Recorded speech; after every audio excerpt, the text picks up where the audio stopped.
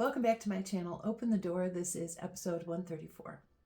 Unlocking your inner child, the key to your deep healing. And as an added bonus, I'm going to be reading an excerpt from my book today, The Voice I Hear, which also deals with the inner child, so it's all related. Everything that we struggle with as adults, fear, trust issues, relationship wounds, and overthinking usually goes back to the same place, the same root. It's a small version of you that is still waiting to be seen and heard and held.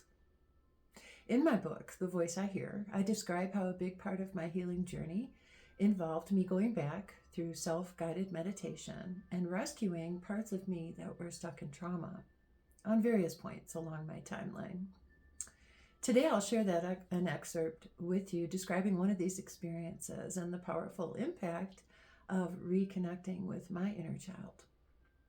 So first, let's define it. What is an inner child? What's the emotional part of you that was formed in childhood? It holds memories, both joyful and painful.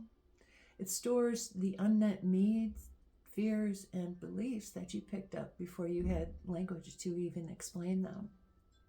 The inner child still influences your reactions, your relationships, and your self-worth, even today. Your inner child is the version of you that learned what love felt like and what abandonment felt like for the first time. And that part of you never disappeared. The inner child has felt both the most intense joy and exquisite pain of your life because these were the first occurrences of joy and pain. So why does the inner child matter? Why is it a powerful thing to reconnect with your inner child? Well, for one thing, it shapes your adult patterns. So if you're a people pleaser, you shut down often, you're over apologizing or avoiding conflict. These can often come from children who learned survival, not safety, repression over authentic expression, and conformity over individualism. Another reason that the inner child matters is because it holds your first wounds, the first time you felt unwanted, the first time you felt unsafe, the first time you had to grow up too fast. These early wounds become the blueprint for your adult relationships. Your inner child also holds your original magic. Your imagination, your curiosity, your creativity, and your capacity for joy are all held there within the space of your inner child. Healing doesn't just restore what is broken, it restores what is beautiful. So through the healing process and as you connect more with your inner child, you will find much more beauty in life in general, but that's when your creativity also kind of sparks. So another reason why the inner child matters so much is because it's the bridge to our own self-compassion.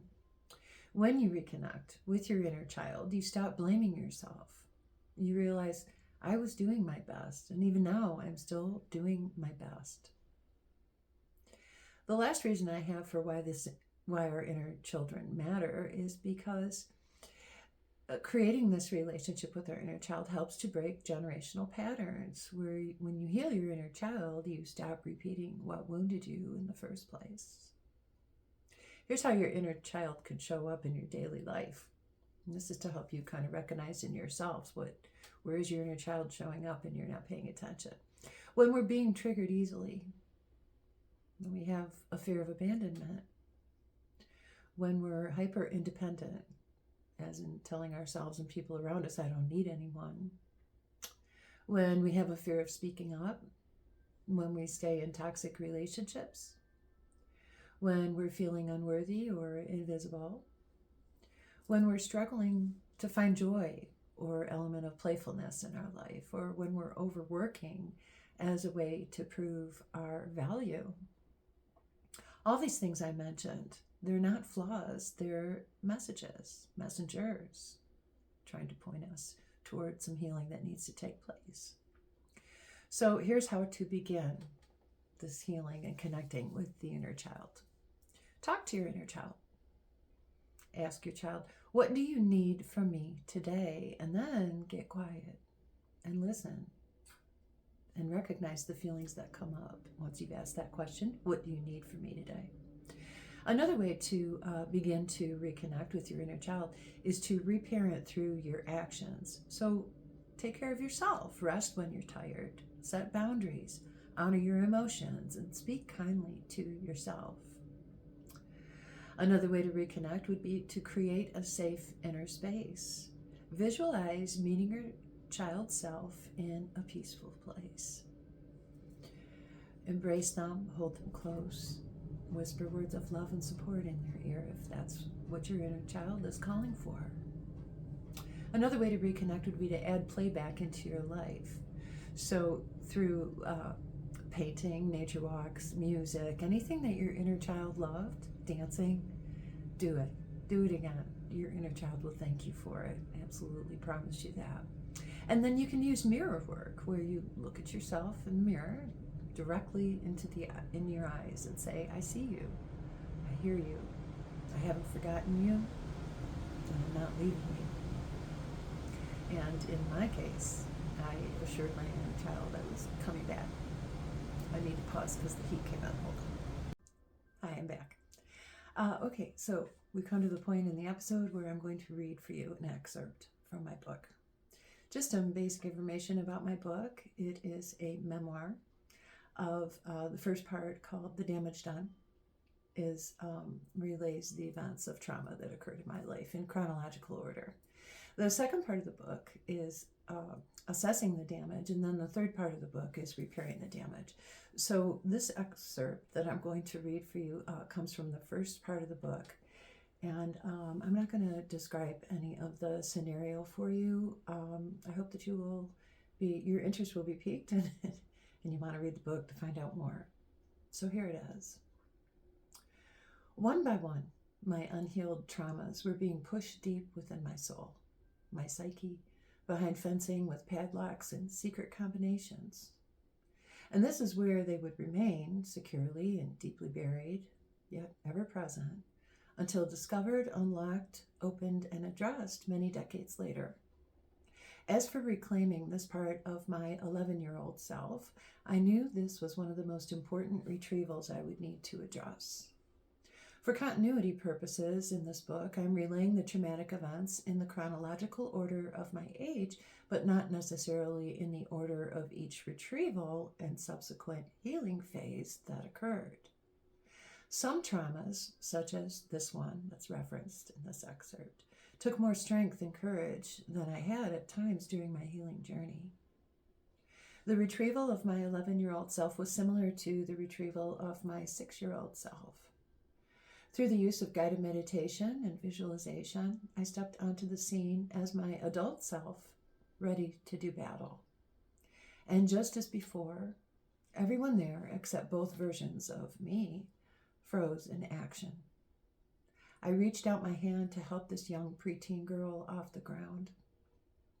Our eyes meet, and I see the fire, not just in her eyes, but in her soul. She's a fighter, she's a warrior, and she has not given up, not by a long shot. She takes my hand and springs up from the ground, ready to get on with it. My adult self feels in awe and wonder of this aspect of my being. She's not hesitant. She doesn't second guess her decisions. She follows her guidance and acts upon her intuition. She is confident. She is bold. And I am so proud of her and me, because she is me. That's the end of the excerpt. I will tell you that this aspect, each aspects of my inner child that I went back and retrieved, I learned a lesson from those experiences, and then I named that aspect of myself based on what lesson I learned. And from this retrieval, I found my warrior, and she walks with me still. So your healing doesn't start happening when you become strong. It begins when you become gentle with the parts of you that learn to survive. Your inner child matters because they never stopped hoping that you would come back for them. I'm probably going to do more episodes on the inner child because it's very important. And one brief episode like this is not going to explain in full, all that you might want to do as far as reconnecting. But this opens the door to the idea anyway. I hope you've been doing well. This is it for today. I'll be recording another episode here in a couple of minutes. So I'm just trying to get episodes out more often. And by the way, I do have a podcast now for my channel, and you can find me on Spotify. That's it. Have a great day, and I'll talk to you again very soon. Oh, wish you peace, love, and light. Take good care. That's it for now.